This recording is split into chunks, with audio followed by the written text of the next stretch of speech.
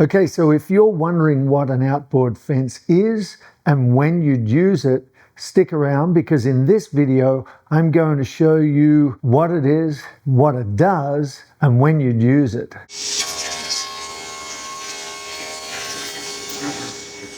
So the basic principle of an outboard fence on a shaper is simply to enable you to machine the edge of the material you're working on to a specific width. And in that regard, it's a little bit like a thickness planer, I guess, except that you're typically machining a certain profile on the edge of that material.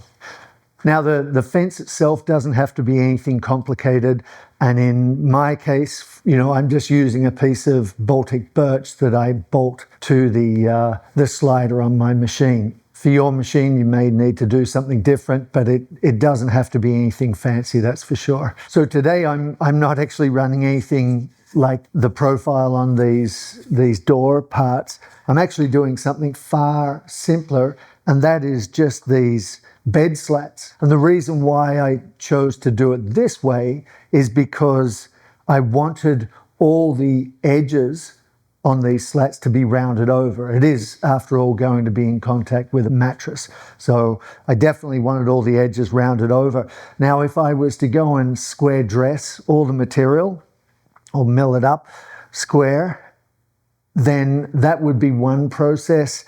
And then I would have to go and either use a router or something to round those edges over, or perhaps the shaper. By doing it this way, I'm actually going to joint one edge with the shaper at the same time as round over these edges, and then put the outboard fence on and bring that other edge parallel with the first edge, and again, round those edges over all in the one go. So I'm actually going to save myself quite a bit of time doing it in this way. So with that said, let's get stuck into it. So what I've gone and done is essentially straight line rip them with the slider and then rip each of the pieces down to 3 1/4. I'm after something around 3 inches in width. So once I rip those pieces down to that 3 1/4, if there were any pieces with bad twist, then I may have flattened those faces prior to then running it all through the thickness planer to get them all down to an even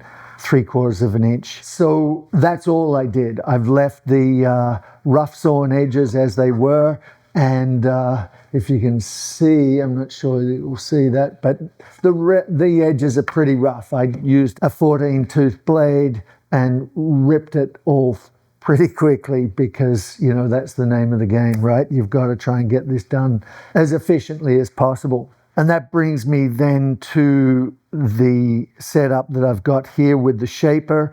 And all I've got here is a straight cutter knife with 2 roundover cutters here that will give me a roundover on each edge. And I've got the shaper fence set up in such a way that I am taking a cut with the straight blade of about 2 millimeters. That's not really important at this point. All I want to ensure is that I'm taking enough of a cut that I get a nice straight edge. And then obviously, because I'm taking material off, I need to adjust my outboard fence so that it picks up the new finished face so that I don't have any snipe essentially at the end of the cut and I get a nice even cut. So I'm going to run all these boards through with the fence like that, with the power feeder. And then we'll go to the next step, which will be dimensioning the material to width.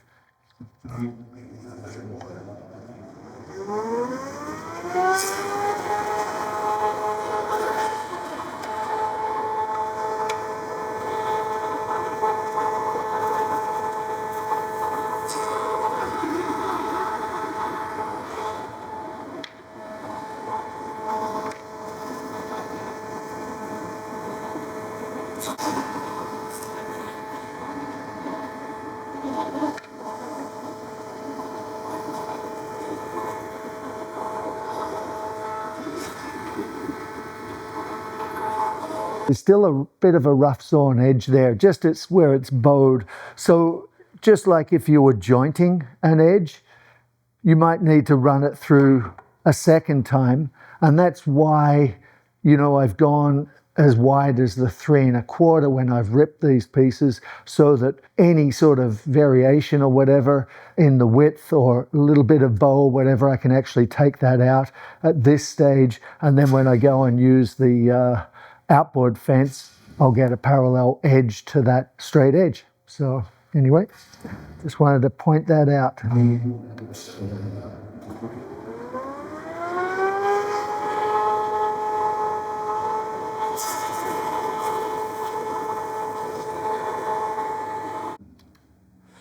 Okay, so that's all this lot run.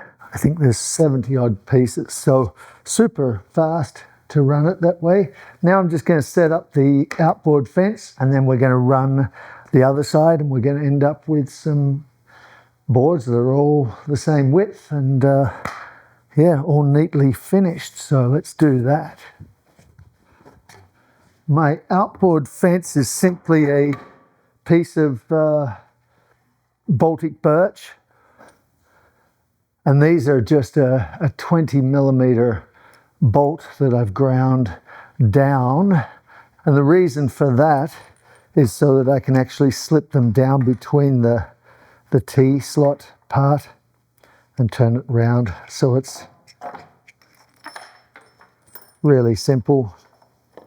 So what I want now is I'm going to just pull the fences apart a little bit, and I'm going to push this fence back, oops, so that I can take a bit more of a cut, and I'm going to set this up so that I get the 3-inch 76 odd mil. This is not super critical as far as the width. It's just I want it to be all the same. So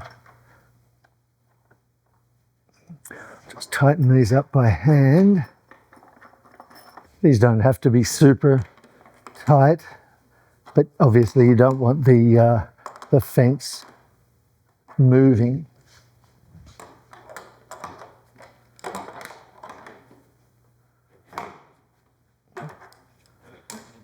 And just check that again. Yep. Typically, of course, you've got the feeder angled in towards the outfeed fence. This time, of course, I'm going to angle it the opposite way, so that it's angling back to the outfeed side of this outboard fence. So, okay, check that everything's tight.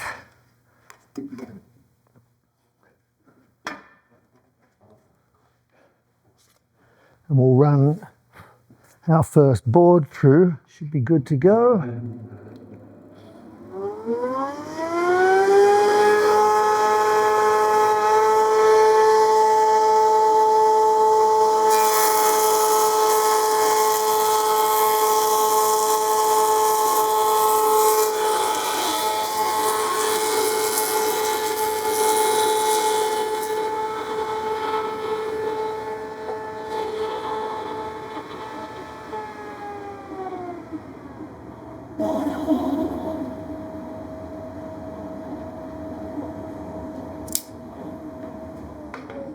Perfect.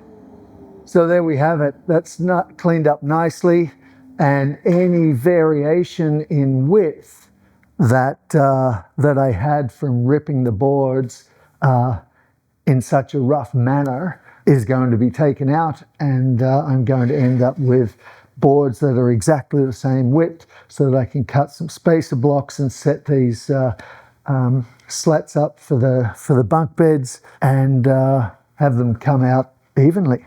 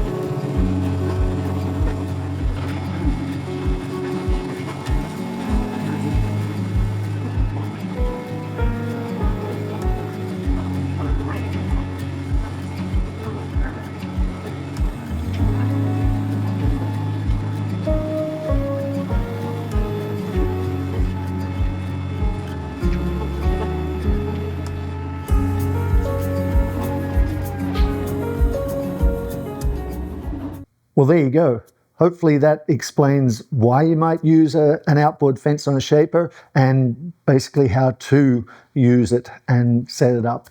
Just remember, regardless of the profile that you're running, setup is the same. Remember, of course, to set up the power feeder so that it is angling towards your outboard fence as opposed to the way it would normally be set up. If you like the video, please give it a thumbs up and maybe consider subscribing if you're not already so that you don't miss any more content. Thanks for watching, and we'll see you in the next video.